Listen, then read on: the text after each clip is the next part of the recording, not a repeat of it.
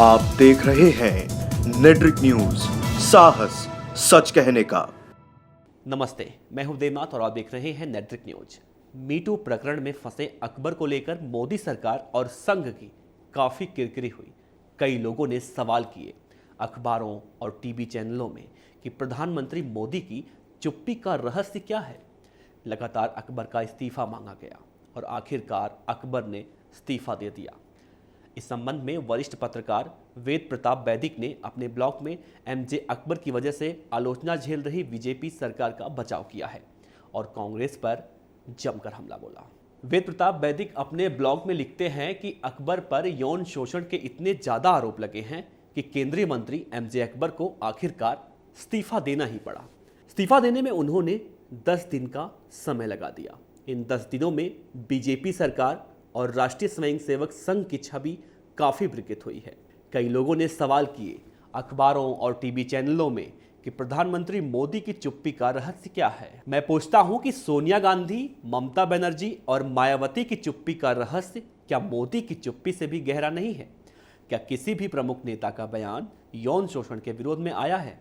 हाँ, अकबर के विरोध में जरूर आया है, लेकिन वो मूलतः अकबर के खिलाफ नहीं, बीजेपी के खिलाफ था। वो बयान उन कांग्रेसी नेताओं ने दिया था जिनकी महान पार्टी के अकबर कुछ साल पहले प्रवक्ता रह चुके थे। दूसरे शब्दों में नेताओं की इस चुप्पी का अर्थ समझना ही असली रहस्योद्घाटन है। यूरोप के प्रसिद्ध मनोचिकित्सक फ्रायड एडलर और जुंग को आप पढ़ेंगे तो आपको पता चलेगा कि ये यौन शोषण होता क्यों है और इसे कौन लोग करते हैं। यौन शोषण या यौन उत्पीड़न वही लोग करते हैं जो सत्ता के भूखे होते हैं और जिनमें एक जबरदस्त हीन भावना होता है। ऐसे संस्कारहीन लोग पत्रकारिता, व्यापार, व्यवसाय, मजहबी संगठन, शिक्षण संस्थाओं और नौकरशाही में तो होते ही हैं, सबसे ज़्यादा वे राजनीति में होते हैं। यौन शोषण या यौन उत्पीड़न सिर्फ पुरुष ही नहीं करते।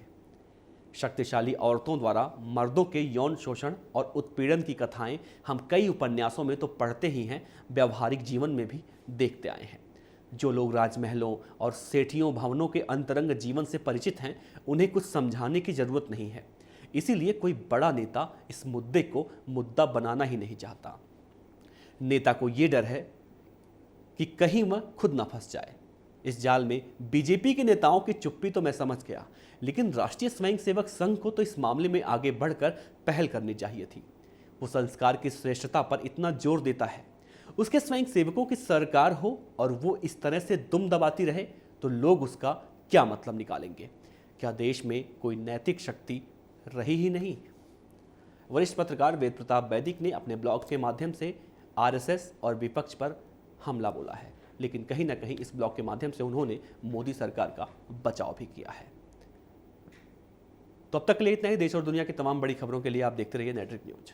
हमारे साथ जुड़े रहने के लिए हमारे YouTube चैनल को सब्सक्राइब करें, साथ ही बेल आइकन को दबाएं। नेट्रिक न्यूज की खबरें सबसे पहले देखने के लिए।